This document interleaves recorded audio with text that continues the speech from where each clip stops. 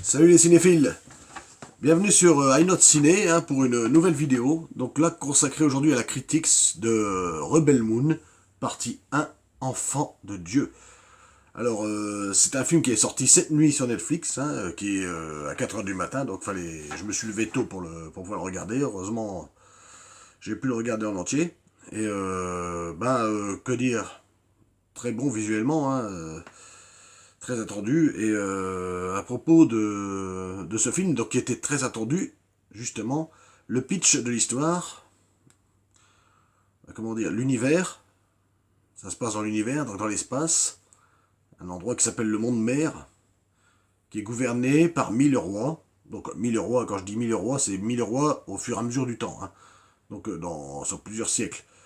Et le dernier roi en date, il décide, à force sur des siècles et des siècles de générations, ils ont pris de plus en plus de pouvoir. Ils se sentaient plus, quoi. Ils voulaient absolument tout conquérir. Et le dernier roi, lui, il veut carrément conquérir toutes les planètes, tout envahir. Et du coup, il essaie d'envoyer un de ses commandants pour éliminer les autres planètes aux alentours. Mais, en cours de route, un jour, le roi, il se fait assassiner par un traître. Et ce qui fait que, à partir de là, quand les pauvres gens qui ont déjà été un peu maltraités par ce roi entendent que le roi est mort, ils décident de monter une espèce de révolution. Mais il y a un sénateur qui entend parler de cette rébellion et qui lui veut reprendre la place du roi, et il s'octroie le titre justement de roi, de régent, on va dire. Et il va essayer de continuer de conquérir ces planètes et tout ça. Donc il va avoir ce général sénateur qui va devenir général, qui s'appelle Balisarius, va envoyer un de ses commandants les plus fiables, appelé Noble, pour continuer de conquérir ces planètes.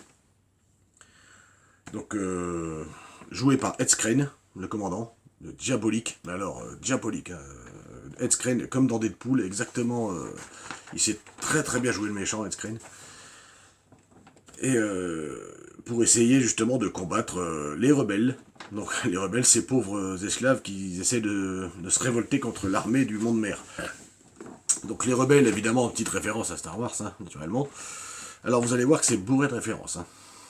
Moi j'adore Zack Snyder. Ce qu'il nous a donné là, c'est visuellement très beau.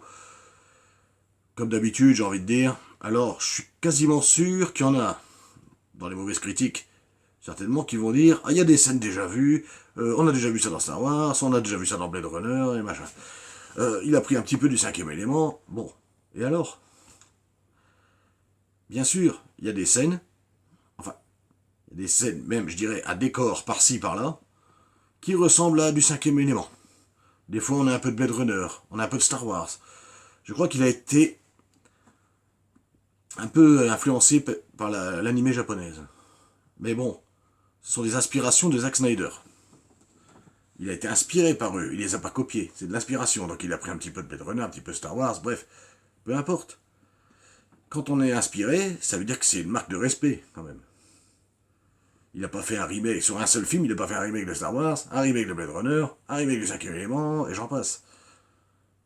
Il a rassemblé tout, avec ses propres idées à lui, et il a fait une histoire, qui m'a paru très intéressante et divertissante d'ailleurs.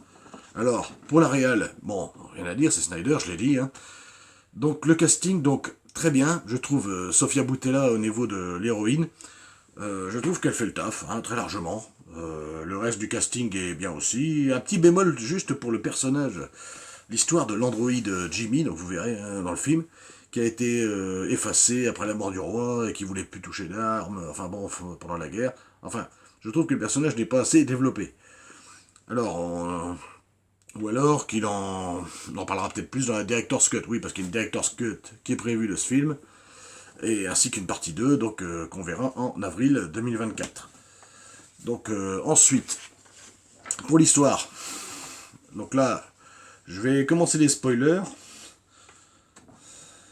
Donc là, je commence quelques spoilers, donc arrêtez-vous à la vidéo là, si vous n'avez pas encore vu le film, et revenez la voir après. Et donc le pitch principal, je vous avais dit, donc les planètes vont être colonisées par le commandant Noble, donc l'envoyé, donc joué par Ed Skrein, sous les ordres du fameux Balisarius.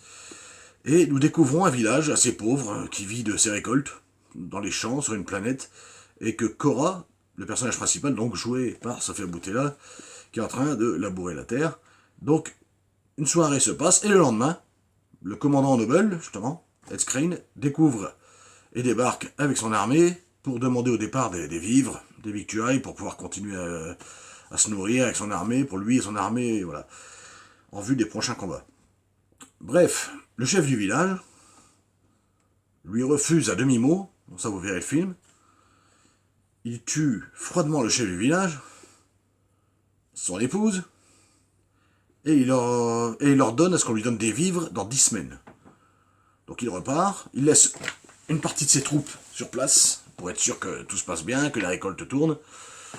Et évidemment, il va se passer des choses, hein. Il y a des hommes qui vont vouloir, comme par hasard, violer une des filles. Mais bon, Sofia Boutella, donc l'héroïne, va intervenir, elle va tous les buter, et va s'en suivre un combat pour essayer de récolter une armée au-delà des autres planètes alentours, essayer de trouver une armée qui serait capable de vaincre le général Belisarius et son commandant et toute son armée, c'est-à-dire donc trouver un ancien général, Titus, joué par Jamon Unsun, qui est excellent. Et vous verrez pourquoi Sofia Boutella sait se battre dans le film, c'est assez expliqué et détaillé. Et du coup, elles vont essayer d'aller chercher sur les autres planètes une armée pour combattre le monde mère, afin de libérer tout le monde, avant les 10 semaines révolues, bien sûr, avant que le commandant Noble ne revienne. Donc le cast parfait, hein, je vous l'ai dit, hein, et puis à part pour le petit perso du robot, le Jimmy, donc j'espère, et le personnage du général Titus, donc joué par l'excellent Jamon Unsun. Bon, à part cette belle ref à Gladiator, donc là vous ne pouvez pas y échapper, elle est très visible, elle est flagrante, mais elle est assez jouissive, faut le reconnaître. Donc son personnage ne brille pas encore dans le film, alors peut-être que ce sera le cas dans la deuxième partie, l'entailleuse, donc qui sera disponible en avril 2024, voire même dans le Director's Cut, hein, parce que le Director's Cut est prévu dans pas longtemps, je pense. Donc on a Sofia Boutella, Charlie Hunnam qui joue dans le film, qui joue un mercenaire. Donc quand un mercenaire de l'espace, je ne vise personne pour la ref, hein, vous devinerez, je pense. Ray Fisher qui jouait dans Cyborg, Cyborg dans la Snyder Cut de la Justice League, et Anthony Hopkins qui prête sa voix au fameux androïde Jimmy. Ed Skrein en méchant, bon, lui il fait le taf, hein, bon, rien à dire. Méchant, je pense qu'il commence à connaître. Enfin, il y a un bon casting, on peut pas le nier. Pour la musique, très beau, très belle musique, qui va bien avec les effets visuels, je trouve, donc de Junkie XL, qui avait déjà travaillé sur les précédents films de Snyder, donc Batman v Superman, la Snyder Cut, Army of the Dead également. 2h14 de film, en version courte, hein, donc il dure 2h14, donc j'insiste que normalement il y aura une Director's Cut, et ne nous le cachons pas, quand Snyder fait une version longue, elle est souvent mieux que la version courte. Donc normalement ça devrait passer. Voilà, donc je rappelle que le film est dispo sur Netflix, donc depuis cette nuit, 4h du matin, donc la nuit dernière. Donc accrochez-vous, moi j'ai bien aimé ce petit film, enfin ce gros film. Abonnez-vous à ma chaîne, mettez les pouces, likez, partagez avec tout le monde, et on se retrouve bientôt pour la critique de la série d'Olivier Marchal, Pax Massilia. Allez, salut!